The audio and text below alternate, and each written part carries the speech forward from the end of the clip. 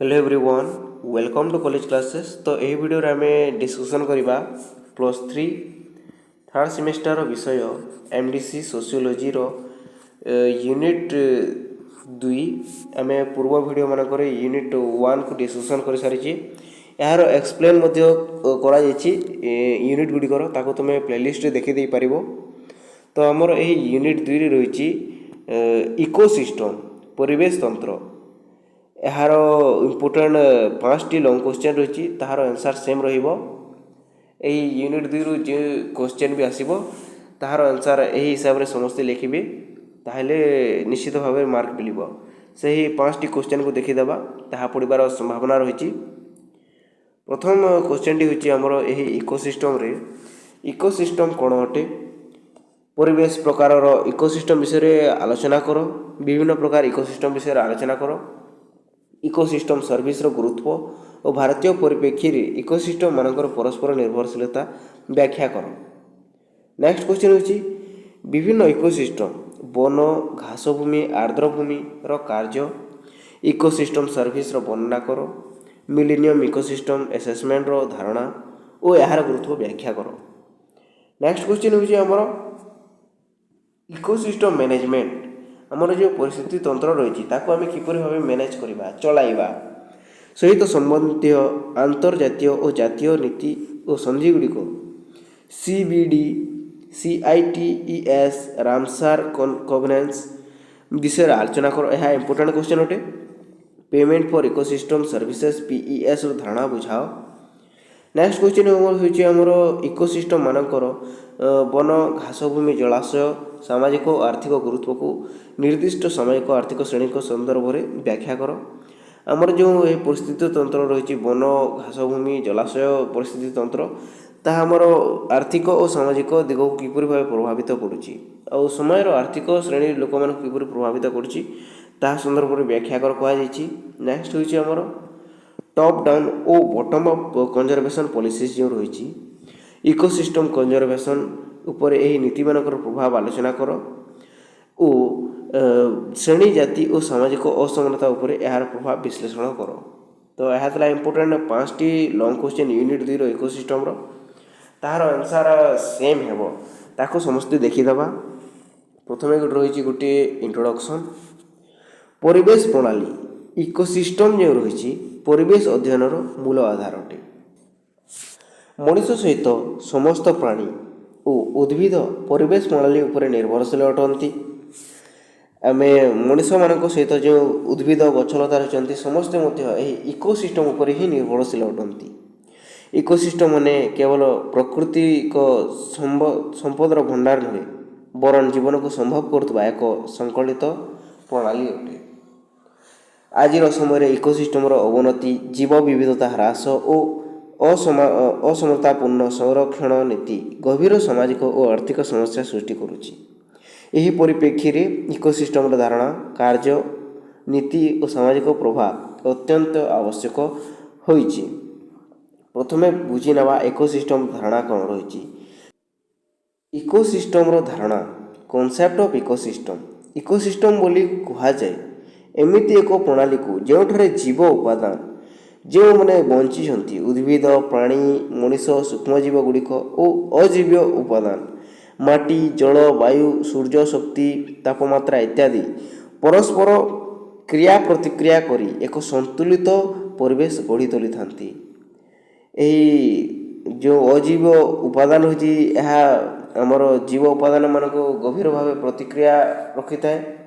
Ecosystem मूल लक्षण होची आमर ऊर्जा प्रवाह पोषण चक्रण परस्पर निर्भरशीलता और स्वनियंत्रण सेल्फ रेगुलेशन।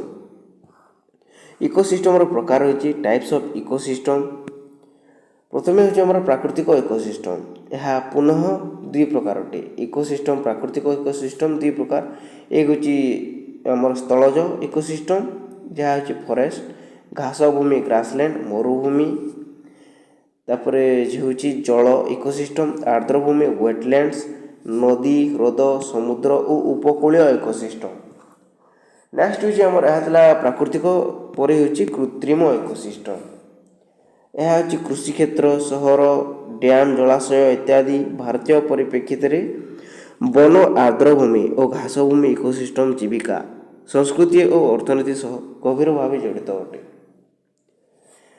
ଏହା ଥିଲା ପ୍ରାକୃତିକ ଇକୋସିଷ୍ଟମ ଆଉ କୃତ୍ରିମ ଇକୋସିଷ୍ଟମ। ତାପରେ ହେଉଛି ଆମର ଇକୋସିଷ୍ଟମର କାର୍ଯ୍ୟ ଓ ଇକୋସିଷ୍ଟମର ସର୍ଭିସ୍ କ'ଣ ରହିଛି, ମାନେ କେଉଁ କାମ କରିଥାନ୍ତି ଆଉ ଏହା କେଉଁ ସାହାଯ୍ୟ କରୁଛି ଆମମାନଙ୍କୁ। ଇକୋସିଷ୍ଟମ ମାନେ ଯେଉଁ ସେବା ଦେଇଥାନ୍ତି ସେଗୁଡ଼ିକୁ ଇକୋସିଷ୍ଟମ ସର୍ଭିସ୍ ବୋଲି କୁହାଯାଇଥାଏ। ମିଲେନିୟମ ଇକୋସିଷ୍ଟମ ଆସେସମେଣ୍ଟ 2005 ଅନୁଯାୟୀ ଏହାକୁ 4 ଭାଗରେ ବଣ୍ଟାଯାଇଛି। ଏହା 1 ମାର୍କ କ୍ୱେଶ୍ଚନ୍ ହୋଇପାରେ। ମିଲେନିୟମ ଇକୋସିଷ୍ଟମ ଆସେସମେଣ୍ଟ 2005 ଏହା କ'ଣ କରିଥାଏ? ପ୍ରୋଭିଜନିଂ ସର୍ଭିସେସ୍, ଖାଦ୍ୟ, ପାଣି, କାଠ, ଜାଳେଣୀ, ଔଷଧୀୟ ଉଦ୍ଭିଦ ଦେଇଥାଏ। ନେକ୍ସଟ ହେଉଛି ଆମର ରେଗୁଲେଟିଂ ସର୍ଭିସ୍, ଜଳବାୟୁ ନିୟନ୍ତ୍ରଣ କରେ, ବନ୍ୟା ନିୟନ୍ତ୍ରଣ ଓ କାର୍ବନ ଶୋଷଣ ମଧ୍ୟ କରିଥାଏ। କଲଚରାଲ ସର୍ଭିସ୍, ଧାର୍ମିକ ଓ ସାଂସ୍କୃତିକ ମୂଲ୍ୟ, ପର୍ଯ୍ୟଟନ, ଶିକ୍ଷା ଓ ଗବେଷଣା କରିଥାଏ। ସପୋର୍ଟିଂ ସର୍ଭିସ୍ ରହିଛି ମାଟି ଗଠନ, ପୋଷାକ ଚକ୍ରଣ, ଜୀବ ବିବିଧତା ସଂରକ୍ଷଣ କରିଥାଏ। ନେକ୍ସଟ ହେଉଛି ଆମ ଇକୋସିଷ୍ଟମ ମାନଙ୍କର ପରସ୍ପର ନିର୍ଭରଶୀଳତା କ'ଣ ରହିଛି, ଇଣ୍ଟରଡିପେଣ୍ଡେନ୍ସ କ'ଣ ରହିଛି। ଉଦାହରଣ ସ୍ୱରୂପ ବନ ଜଳ ଧାରଣ କରି ନଦୀକୁ ପାଣି ଯୋଗାଏ, ଆର୍ଦ୍ରଭୂମି ବନ୍ୟା ନିୟନ୍ତ୍ରଣ କରିଥାଏ, ଘାସ ଭୂମି ପଶୁପାଳନକୁ ସାହାଯ୍ୟ କରେ। ଏହି ଏକ ଇକୋସିଷ୍ଟମ ନଷ୍ଟ ହେଲେ ଅନ୍ୟ ଇକୋସିଷ୍ଟମ ମଧ୍ୟ ପ୍ରଭାବିତ ହୋଇଥାଏ। ଏହା ଦୁହିଁଙ୍କ ମଧ୍ୟରେ କ'ଣ ହେଉଛି, ପ୍ରଭାବିତ ହେଉଛନ୍ତି, ଗୋଟିଏ ହେଲେ ଅନ୍ୟଟି ଚଳିପାରିବ ନାହିଁ। ଇକୋସିଷ୍ଟମ ମ୍ୟାନେଜମେଣ୍ଟ ସମ୍ବନ୍ଧିତ ଜାତୀୟ ଓ ଆନ୍ତର୍ଜାତିକ ନୀତି କ'ଣ ରହିଛି। ପ୍ରଥମେ ହେଉଛି ଆମର କୋଭେନାନ୍ସ ଅନ୍ ବାୟୋଲୋଜିକାଲ ଡାଇଭରସିଟି CBD 1992 ମସିହା ରିଓ ଡି ଜେନେରିଓ ଠାରେ ଯେଉଁ ସମ୍ମିଳନୀ ହେଲା, ସମିଟ୍ ହୋଇଥିଲା, ଆମର ଜୀବ ବିବିଧତା ସଂରକ୍ଷଣ ସମଲାଭ ବଣ୍ଟନ ହୋଇଥିଲା। ନେକ୍ସଟ ହେଉଛି ଆମର ଖରେ ହେଉଛି ସିଟିଜ୍, ବିଲୁପ୍ତ ପ୍ରାଣୀ ଓ ଉଦ୍ଭିଦ ବ୍ୟାପାର ନିୟନ୍ତ୍ରଣ କରିବା। ଏହା ଇମ୍ପୋର୍ଟାଣ୍ଟ 1 ମାର୍କ କ୍ୱେଶ୍ଚନ୍ ମାନେ ହୋଇପାରେ। ନେକ୍ସଟ ହେଉଛି ଆମର ରାମସାର କୋଭେନାନ୍ସ, ଆର୍ଦ୍ରଭୂମି ସଂରକ୍ଷଣ କରିବା। ଭାରତରେ ଚିଲିକା ଓ ଭିତରକନିକା ଏହି ରାମସାର କୋଭେନାନ୍ସ ଅଣ୍ଡରରେ ଯାଉଛି। ନେକ୍ସଟ ହେଉଛି ଆମର millennium ecosystem assessment. Millennium ecosystem service ଯେଉଁ ରହିଛି ମାନବ କଲ୍ୟାଣ ମଧ୍ୟରେ ସମ୍ପର୍କ ରଖିଛି ଆମର ଇକୋସିଷ୍ଟମ ସର୍ଭିସ୍ ସହିତ। ପେମେଣ୍ଟ ଫର ଇକୋସିଷ୍ଟମ ସର୍ଭିସେସ୍ PES ଇମ୍ପୋର୍ଟାଣ୍ଟ ହୋଇପାରେ। ଇକୋସିଷ୍ଟମ ସୁରକ୍ଷା ପାଇଁ ଆର୍ଥିକ ପ୍ରୋତ୍ସାହନ ଦେଇଥାଏ, ବନ ସଂରକ୍ଷଣ ଓ ଗ୍ରାମବାସୀଙ୍କୁ ଲାଭ ଦେଇଥାଏ। ନେକ୍ସଟ ହେଉଛି ଇକୋସିଷ୍ଟମର ସାମାଜିକ ଓ ଆର୍ଥିକ ଗୁରୁତ୍ୱ କ'ଣ ରହିଛି। ବନ ଆର୍ଦ୍ରଭୂମି ଘାସଭୂମି ଇକୋସିଷ୍ଟମ ଉପରେ ଆଦିବାସୀ ମତ୍ସ୍ୟଜୀବୀ ପଶୁପାଳକ ଗ୍ରାମୀଣ ଲୋକଙ୍କ ଜୀବିକା ପାଇଁ ନିର୍ଭର କରିଥାନ୍ତି। ଯଦି ଗୋଟିଏ ବ୍ୟକ୍ତି ଜଙ୍ଗଲରେ ରହି ତାହାର ଗଛ ଡାଳ କାଟି ଇତ୍ୟାଦି ଚଲୁଛନ୍ତି, ଯଦି ସେମାନଙ୍କୁ ସହର ମଧ୍ୟରେ ରଖିଦେବା ତାହେଲେ ସେମାନେ ଚଳିପାରିବେ ନୁହେଁ। ତେଣୁ ଏମାନଙ୍କ ସାମାଜିକ ଓ ଆର୍ଥିକ ଗୁରୁତ୍ୱ ରହିଛି। ବନ ଜଙ୍ଗଲ ଖାଦ୍ୟ ଜାଳେଣୀ ଔଷଧି ଯୋଗାଏ, ଆର୍ଦ୍ରଭୂମି ମତ୍ସ୍ୟଜୀବୀଙ୍କ ଜୀବନର ଆଧାର ଅଟେ। ଟପ୍ ଡାଉନ୍ ଓ ବଟମ୍ ଅପ୍ କନଜରଭେସନ୍ ପଲିସିସ୍ କ'ଣ ରହିଛି। ପ୍ରଥମେ ହେଲା ଟପ୍ ଡାଉନ୍, ସରକାର ନିର୍ଦ୍ଦେଶିତ କରିଥାନ୍ତି, ଲୋକଙ୍କୁ ବନରୁ ବାହାର କରାଯାଇଥାଏ। ଅନେକ ସମୟରେ ଆଦିବାସୀ ଅଧିକାରୀ ହାନି ଘଟିଥାଏ। ବଟମ୍ ଅପ୍ ଯେଉଁ ରହିଛି ସମୁଦାୟ ଆଧାରିତ, ଜଏଣ୍ଟ ଫରେନ୍ସ ମ୍ୟାନେଜମେଣ୍ଟ ସମତା ଓ ନ୍ୟାୟକୁ ଗୁରୁତ୍ୱ ଦେଇଥାଏ। ସମସ୍ତେ ବୁଝିପାରିଥିବେ ଟପ୍ ଡାଉନ୍ ଆଉ ବଟମ୍ ଅପ୍ ପଲିସି କ'ଣ, ଏହା ଇମ୍ପୋର୍ଟାଣ୍ଟ ଅଟେ। ଟପ୍ ଡାଉନ୍ରେ କ'ଣ କରିଥାନ୍ତି, ସରକାର ଲୋକମାନଙ୍କୁ ନିର୍ଦ୍ଦେଶ ଦେଇଥାନ୍ତି। ଏହା ହେଉଛି ଗୋଟିଏ ବନ, ଏଠାରେ ଲୋକମାନେ ରହୁଛନ୍ତି, ସେମାନେ ଅନ୍ୟ ସ୍ଥାନକୁ ଯିବେ। କିନ୍ତୁ ଆମର ଯେଉଁ ବଟମ୍ ଅପ୍ ପଲିସି ରହିଛି, ଯେପରି ଭାବେ ସମସ୍ତଙ୍କର ବିକାଶ ହେବ ତାହାକୁ ଗୁରୁତ୍ୱ ପ୍ରଦାନ କରିଥାନ୍ତି। ନେକ୍ସଟ ହେଉଛି ଆମର ସାମାଜିକ ଅସମାନତା ଉପରେ ପ୍ରଭାବ।